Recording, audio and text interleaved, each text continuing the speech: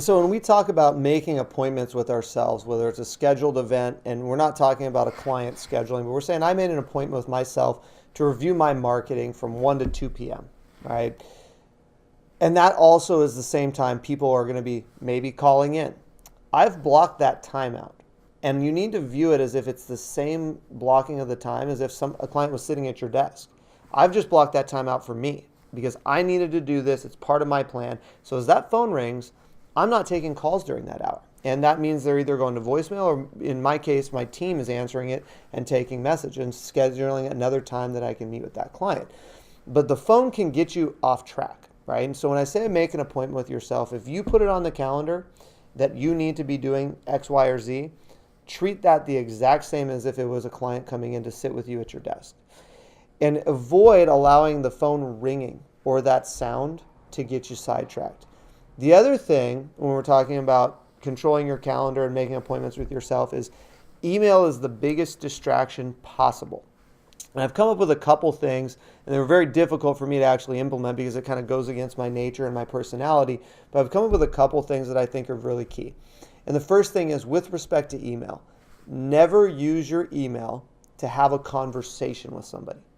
How many times have you sent an email and you left it open-ended and they responded, then you responded, then they responded? Next thing you know, there's about 10, 15 emails in this chain.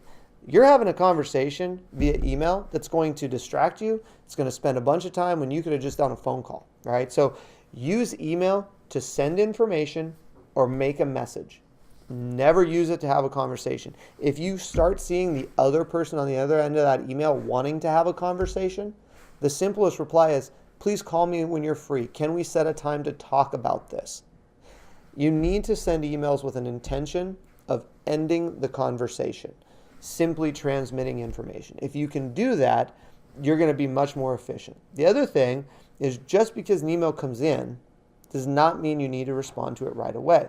I used to always take pride that, hey, you send me an email, I'm on top of stuff. But in reality, I was wasting time.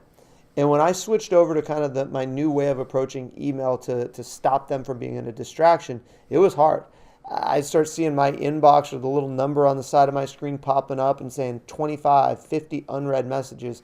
Man, that gave me anxiety. But it was actually the best thing I ever did.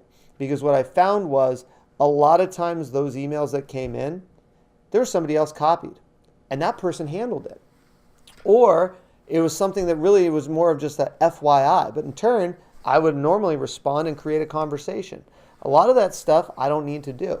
And of those 50 emails or those 20 emails, maybe 50% of them really don't even need my attention. And then I get into the other 50%, and it only takes me 5 minutes, but I can block those all together, start at number 1, boom, boom, boom, I'm finished, go to the next one. Whereas previously, it would take me an hour because I was just constantly in this email cycle and I never got to the actual things that I wanted to do.